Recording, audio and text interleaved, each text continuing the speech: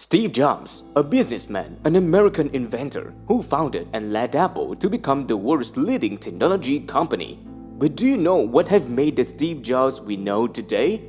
So we have to go back in time on February 24th, 1955 in San Francisco, where Steve Jobs was born. Steve Jobs' biological mother, Joan Schiebel, falls in love with a Muslim man and is pregnant with Steve Jobs, but was strongly opposed by both sides of the family. So Schiebel went to San Francisco, gave birth to Jobs by herself, and sent him to Clara Jobs and Paul Reinhold Jobs. But Mr. and Mrs. Jobs never expected to have adopted such an unruly child. Mrs. Clare once thought, "Is it too late to send him back?" In school, Jobs and his best friend were devil counterparts. They covered the entire school boards with posters, "Bring your pet to school." And the result was a bunch of dogs and cats running around. They swapped the logs on all the bicycles in the school. They even put explosives under the teacher's desk and scared the hell out of her. Then the school immediately separated these two gentlemen into two different classes to avoid further trouble. Since childhood, Steve Jobs has his own way of making pocket money. That's smart, but he doesn't study at all. Then Jobs' fourth-grade teacher with a lollipop and $5 has succeeded to make him work hard with his homework and become the best student in the class. But because he was so smart, when he entered the Crittenden Middle School, Jobs was bullied and boycotted repeatedly. Jobs went home in tears and announced to his parents, "Either you send me to another school or I won't study anymore." So, the Paul Jobs family moves to Los Altos, where he studied at Cupertino. Since 12 years old, Jobs had developed an interest in science and electronics. Jobs signed up to the Hewlett-Packard Explorer Club, a technology company. Then Steve Jobs saw a computer for the first time. And now Jobs knew he had fallen in love. But after that, Jobs turned to some dangerous habits. He started smoking marijuana and other drugs. Mr. Paul found out and shouted in anger, "What is this, Steve?" Which Jobs calmly replied, "It's marijuana, Dad." This was the only fight between the Jobs father and son since then. But as always, Paul gave in to Jobs. Jobs then turned to LSD, a form of stimulant drug, and continued to indulge himself through high school days. But in his senior year, Jobs regained consciousness and realized the bleak future ahead. He needed to stop indulging himself and make choices for his life. Should he continue his studies as usual or follow the call of technology and electronics?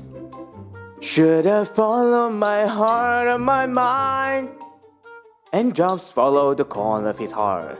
This time, he took an electronics class with John McCollum. Here, Jobs became close friends with Steve Wozniak, the same name and the same passion for electronics as Jobs. The two embarked on becoming an invincible technology couple. On a Sunday afternoon, when Jobs was at home, he got a call from Woz to talk about an article regarding Blue Box 6. The article describing how John Drophead hacked the system and made free long-distance calls with a simulated audio copy. The two were very excited, immediately went to buy components and spent many days making the first electronic version of Blue Box. They were anxious to call their uncle in LA, but mistakenly called another number. They both screamed excitedly at the other end. "Hi, we're calling you for free. We're calling you from California, with the Blue Box." I'm in California too. Wanted to focus on technology, innovation, and dare not think about business. But Jobs has always been much daring. He decided to market it for $150. They made more than 100 Blue Boxes and sold most of them. Blue Box is the first inspiration for these two to the foundation of Apple later. At college's age, Jobs insisted on entering Reed College, the university with the most expensive tuition in the country. The cost of the school was beyond the financial ability of his parents. They advised Jobs to choose another school. But once again, the rebellious young Steve Jobs issued an ultimatum. "If I don't study at Reed, I won't study anywhere." But after studying and read for a while, Jobs began to feel bored because he had to study subjects that he didn't want to touch at all. He met the school principal and stated his opinion. I just want to study the subjects I like, and I don't want to pay the tuition. Unexpectedly, greed agreed. So since then, Jobs happily went to school with much flexibility, including some of the strange subjects calligraphy class. This class helps Jobs learn the variations with brush strokes, text spacing, italics, bold. Thanks to that, the Mac later is equipped with a variety of rich and beautiful typefaces.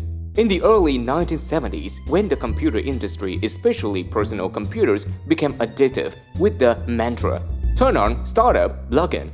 But then Woos was thinking about how the keyboard, monitor, and computer could be all in one personal device, making them so much smaller. And that night, he stretched out what would come to be known as Apple the First. Jobs weren't impressed, shaking hands with Woos to upgrade and perfect this personal computer. At this point, Jobs realized the business potential of these products. He persuaded Woos to set up their own computer company, and so Apple was born in a garage. Then the Apple II was launched in 1977 with an impressive first-year sales of $2.7 million. After 3 years, it went up to $200 million. However, a number of Apple products later were reported with the major design failures and consumers began to turn their backs. The directors are all very worried. Everyone blamed Jobs for hurting Apple. And finally, he got kicked out of Apple.